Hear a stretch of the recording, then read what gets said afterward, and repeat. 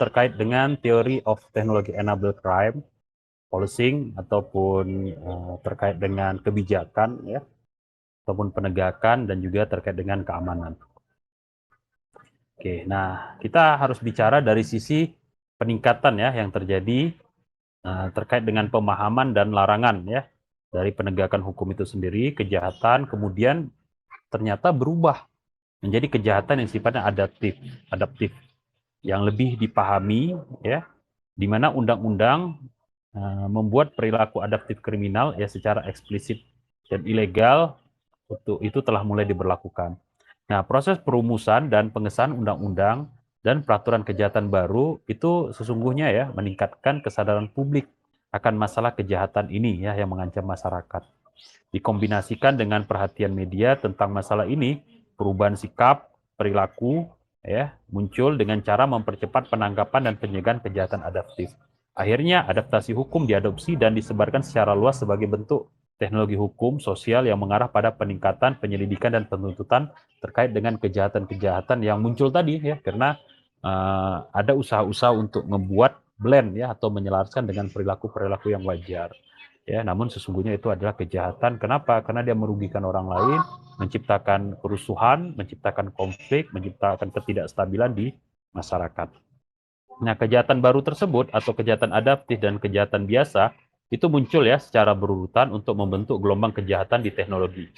Di mana kompleksitas, nah ini harus digarisbawahi ya, teknologi meningkat melintasi waktu dan jarak ya, kecuali dan sampai kesadaran, pengetahuan, dan pemahaman yang mengimbangi kemampuan teknologi keamanan atau pemolisian yang menyertai dikembangkan untuk memberikan pengelolaan kejahatan yang lebih besar terhadap masalah tersebut. Ya, pada akhirnya ini menciptakan kompleksitas, kesulitan, ya, untuk memilah-milah mana yang harus diselesaikan, mana yang tidak. Nah, jadi kalau kita lihat bagannya seperti ini ya, di mana yang awalnya simple crime dengan menggunakan tools yang juga sederhana, ya, kemudian berkembang menjadi kompleks crime, ya. Jadi awalnya hanya sekedar mencoba-coba atau menguji ataupun mengikutkan tutorial yang ada, malah kemudian berkembang menjadi hal-hal yang kompleks ya, di mana ada godaan, ada keinginan untuk meningkatkan performansi, meningkatkan kemampuan, atau bisa saja kejahatan-kejahatan yang terjadi sebelumnya itu sudah dapat izin ya, atau mungkin pihak yang terkena tidak terlalu mengindahkan. Bisa jadi tidak sadar atau menganggap itu hal yang remeh. Baru kemudian simple crime yang lain lagi ya, melakukan hal yang sama, terus kemudian menjadi kompleks, dan ternyata akhirnya mereka bertembungan. Ya, yang ini ketemu, ya, yang ini juga ketemu, ya, yang ini juga ketemu ya, tercipta suasana kolaborasi ya, yang akhirnya makin membesar, makin membesar, makin membesar, makin membesar, layaknya ombak. Nah, di satu sisi, ya, kompleksitas ini juga harus dibarengin dengan kebijakan yang sifatnya mengikat, ya, baik dari undang-undang dan sebagainya. Tapi sesungguhnya itu juga tidak selesai ya, harus ada juga undang-undang, ya. Jadi undang-undang yang sederhana dibuat dan undang-undang yang bisa kompleks dibuat. Seperti misalnya penurunan dalam pedoman, pada prosedur, ya, pada SOP, ya, dan lain sebagainya yang tentunya mudah untuk diganti, diubah sesuai dengan teknikalitas yang terjadi ya, sehingga bisa cepat. Nah, ini harus beriringan. Begitu juga aturan-aturan yang lain ya, pada domain-domain yang lain itu harus ada perumusan yang sederhananya. Nah, jadi tidak perlu detail di awal, tapi nanti detailnya di undang-undang atau aturan yang berikutnya. Maksud saya di peraturan yang berikutnya ya, regulasinya dan sebagainya, sehingga nanti dia saling melengkapi ya, undang-undang awal dilengkapi oleh oleh peraturan yang lebih detail, lebih teknis, dan juga mungkin bisa ada pedoman-pedoman prosedural yang lain yang membantu ya, sehingga nanti yang kompleks ini saja yang diubah sesuai ya, sementara aturan atau pengikat itu sudah ada di undang-undang awal. Nah, jadi gelombang ini hanya bisa diredam kalau proses pembuatan undang-undang, peraturan, dan regulasi itu juga beriringan dengan evolusi ataupun beriringan dengan adaptasi yang terjadi pada kejahatan tersebut.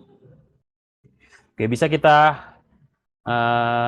klasifikasikan ya dari sisi occurrence-nya, kemunculannya, penggunaan teknologinya, terus kemudian social cognizance-nya, legal sanction ataupun strategi prosekusinya, dan juga contohnya ya. Nah, kalau ordinary crime, kejahatan yang biasa, itu tentunya rutin ya, terjadi setiap hari. Nah, tentunya agak sulit kalau kita berusaha untuk menangkapin satu persatu ordinary crime ini. Karena dalam banyak kasus ordinary crime juga tidak berakibat atau efek ke siapa-siapa, bisa saja ya. Terus kemudian ini tidak ada inovasi. Tentunya ini lebih mudah untuk melihatnya atau mengantisipasinya, tapi tentunya membutuhkan banyak tenaga. Terus dia direkognisi dan juga dipahami secara baik. Terus kemudian ya tentunya dia clearly ya violates existing crime law. Ya, seperti misalnya common theft, burglary. Nah, ini harusnya secara otomatis ya kalau misalnya dia telah merugikan orang lain ya. Nah, itu bisa langsung dieksekusi ya. Tapi memang ini perlu resource yang sangat banyak karena cenderung terjadi ya secara rutin. Tapi bisa kita antisipasi ya dengan tindakan-tindakan pencegahan sehingga proses itu tidak jadi ribet atau jelimet. Nah, namun yang perlu diperhatikan adalah kejahatan yang sifatnya adaptif ya. Dia tidak hanya sekedar kejahatan biasa dan ini juga sebenarnya sering juga terjadi ya, di mana ada inovasi yang sifatnya incremental sesuai dengan keperluan. Nah, kejahatan sekarang, misal pencurian sekarang terlalu mudah untuk dideteksi, kemudian mereka berusaha untuk mengubahnya, seperti misalnya pencurian identitas dengan memanfaatkan hiding IP ya, ataupun dengan misalnya zombie data orang lain ya, menggunakan tenaga ketiga yang tidak sadar dan seterusnya. Sehingga dia memang direkognisi, tapi dia tidak dipahami secara benar ya, buktinya dan sebagainya itu menjadi agak ribet dan jelimet. Nah, ini tentu dia violate ya, melanggar ketentuan hukum, tetapi ya does not require innovative prosecution. Ya, jadi sesungguhnya dia bisa kita kategorikan sama ya, tapi memang agak jelimet, agak ribet karena definisi suka berubah-ubah. Seperti misalnya merilis virus komputer ya di internet. Nah, tentu ini definisi virus juga harus kita jelas ya, kita jelaskan, worm harus kita jelaskan, trojan harus kita jelaskan dan sebagainya.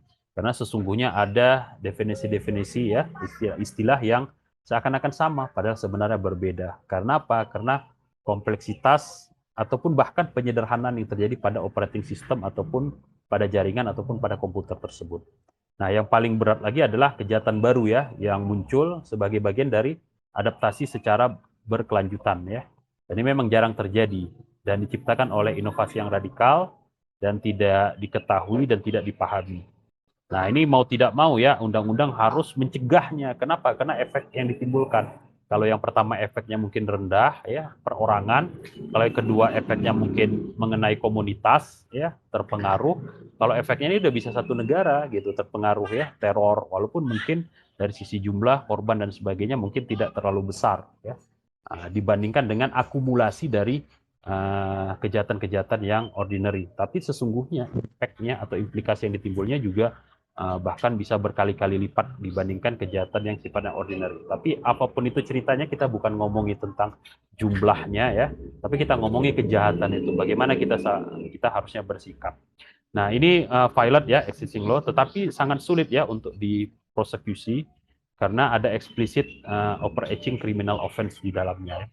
Seperti misalnya human molotov missile ya yang terjadi pada 11 September 2001.